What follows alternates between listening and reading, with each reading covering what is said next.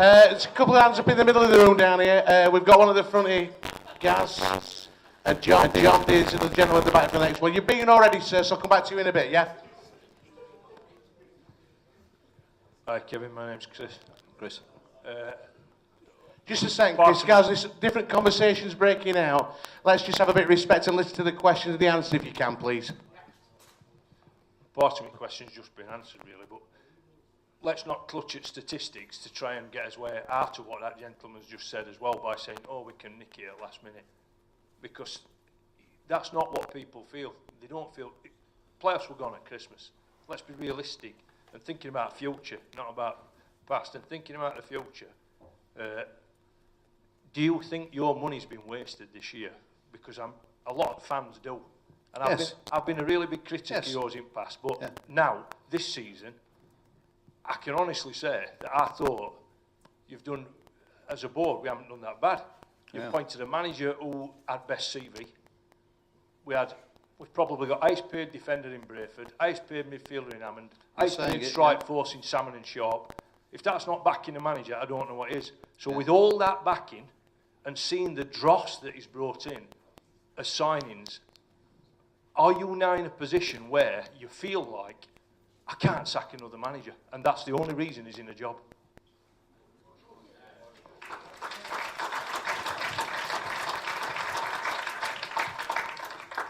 My answer really is in planning for this coming season. One point we've not brought out in earlier chats is that loan signings will be prohibited henceforth, other than in the transfer window in January and in the close season up to the end of August. So therefore, we should be a stronger club than anybody in League One because of our academy and youth players who, on the surface, seem good enough for the challenge. We will naturally have a bigger squad already because we can't bring on loan players, and a lot of the comments on the players we've signed have been loan players, haven't they?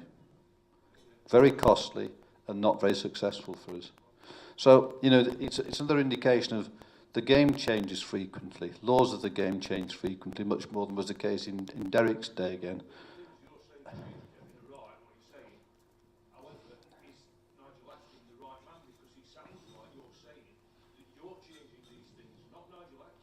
Well, yeah.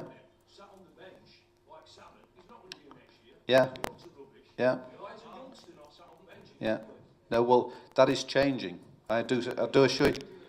Look, the reorganisation, which was part of just introduce you tonight, started back in December, not the end of the season, to reorganise off the field because we weren't up to scratch. To reorganise the on-the-field activities, and particularly this link between the first team and the academy, hence why young Travis is with me this evening, is for next season. It is a recognition that the way we select players, recruit players, must have the proper vetting of the other experts, in inverted commas, of the technical board.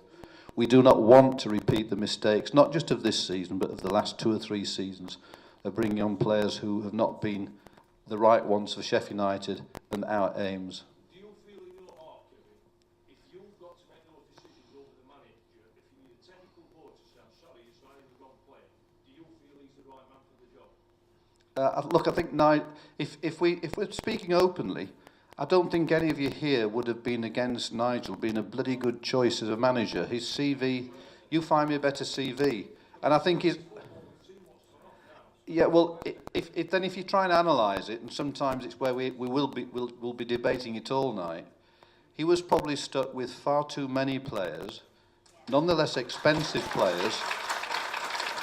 Now, you and I as supporters want to believe you can suss that out in a week or a month and have the right shaped squad within, you know, a couple of months of season starting. It's not as simple as that. When you therefore have so many senior professionals chomping at the bit, but maybe not getting games, you do get antagonism. I mean, I don't know quite what, but it's inevitable. You do get this split in the camps of who should be playing, why is he playing, why aren't I playing? All sorts of issues behind the scenes that can disrupt the harmony of what a first-team manager's trying to do. So Nigel's had to cope with that situation.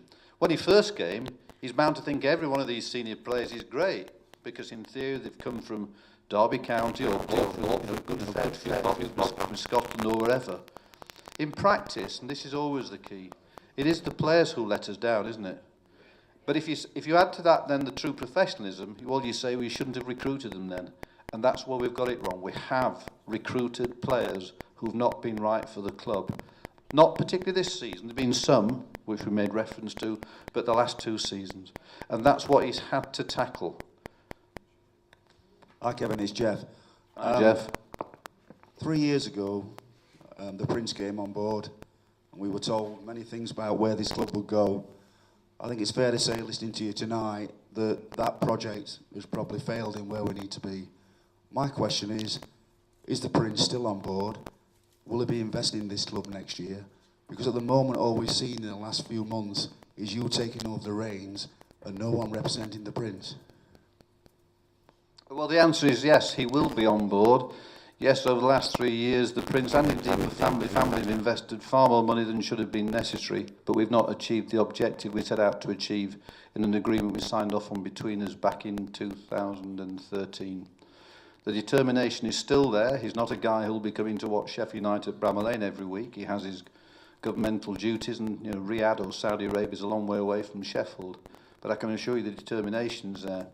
Part of the restructure of the board is to have a much more efficient board. I'm repeating some of the things I've said earlier about technical boards that will make sure we make every effort to get it right. He is maybe the culture of people from Saudi. He's just as frustrated as everyone in this hall, because he sets off every season believing we will get promoted out of this blessed league, as we all do, and as we should do. But he's not given in. He's still there as a partner. The question earlier, if we're sat here now, and hopefully we'll be this time next season, it will be planning for the Championship, in the absolute recognition that the Championship is a different Championship to the one we left a few years ago. To get to the top in the Championship, unless you've got parachute payments like a Burnley, you have to invest much more than was the case a few years ago. We'd be ready for that when that occasion arises, hopefully. If not this season, little chance, but next season. So, rest easy. I have to. My question, Kevin, is away from the team, but why is there no music played when we score a goal? And why are the goals not replayed on the big screen? As part of the executive committee, we get quite a lot of supporters asking us this question. I've not a bloody clue. Anybody can answer from my mob down there? I don't know, Janet. What song do we want? Kevin, I think That's the song we've always had. I think the thing with the music, Janet, I'm sure it's been explained to you that, because Kate's nodding her head. I think it's something to do with the royalties where you pay, or is it the licensing? I'm not to play music, so I'm told. Don't get involved with it myself, but I think due to the cost of goal music. We want that always the right side. And the software it's again a summer project, but the software for the goals now is gone, it's outdated. And again, I don't deal with that, I'm only repeating what I've been told, but again, it's quite a lot of money, so it's a budget thing over the summer. Simple as that, nothing sinister. Sorry, Janet. Thank you very much. Just a quick one. Just want to ask about Jose Baxter and where we stand with that situation. Okay, no, I thought that may crop up. So, Carl, do you want to just explain? Well done, Carl. That spoilt his night. I thought I got away with it, actually. Okay, so Jose Baxter is an ongoing situation which I suppose we can't really talk about because of the sensitivities around it. And the information is legally privileged, and it's been dealt with by the various FA, PFA, Football League. He remains suspended at the moment, and hopefully we'll get it sorted just as quickly as we can, really. Everyone wants that. So.